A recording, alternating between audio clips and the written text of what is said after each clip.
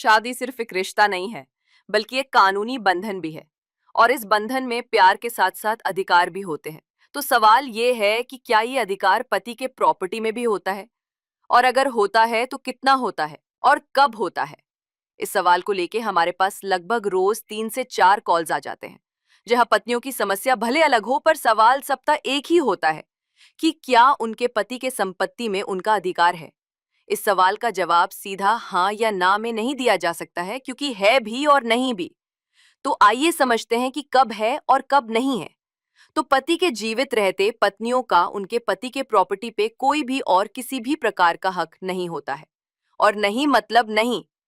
अगर कोई आपको कहता है कि होता है, कोर्ट से दिला देंगे, तो ऐसे लोगों के चक्कर में ना पड़े, क्योंकि अब तक किसी भी कानून के तहत कोई अधिकार नहीं दिया गया है। पर हाँ, पति के मरने के बाद उनका जो भी प्रॉपर्टी, चाहे वो उनकी निजी संपत्ति हो, हमारा मतलब उनकी खुद की खरीदी हुई हो या फिर पैतृक संपत्ति हो जो बाप दादा से मिली हो, वो सारी संपत्ति पे पत्नी का अधिकार हो जाता है। पर यहाँ भी एक ट्विस्ट है, वो ये कि अगर कोई उन दोनों का बच्चा है तो प्रॉपर्टी बराबर हिस्सों में बढ़ जाएगा। एक बच्चा है तो 2 हिस्से होंगे, 2 होंगे तो 3 हिस्सा लगेगा। हमारा मतलब जितने होंगे सब में बराबर बराबर बच जाएगा। पर ध्यान रहे, ये बंटवारा इस तरह से तभी होगा जब पति कोई वसीयत नहीं बना गया हो। और अगर वसीयत बनाया है तो प्रॉपर्टी वसीयत के हिसाब से ही बटेगा। अब सवाल है कि तलाक के वक्त पत्नी जो अलीमोनी का डिमांड करती है वो क्या है।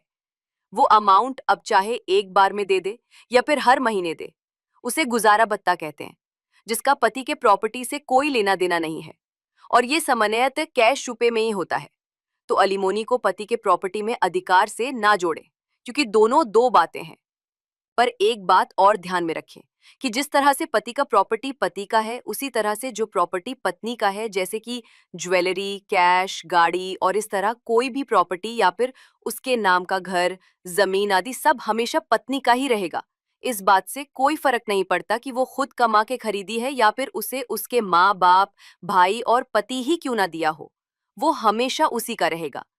उसके मरने के बाद पति का और उसके बच्चों का अधिकार होता है। इस वीडियो के लिए इतना ही।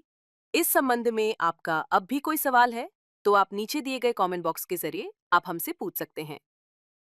और हाँ, अगर अब तक आप हमारा चैनल सब्सक्राइब नहीं किए तो प्लीज सब्सक्राइब, लाइक और शेयर करना ना भूलें। मिलते हैं अगले वीडियो में एक नए टॉपिक के साथ। तब तक के लिए बाय बाय।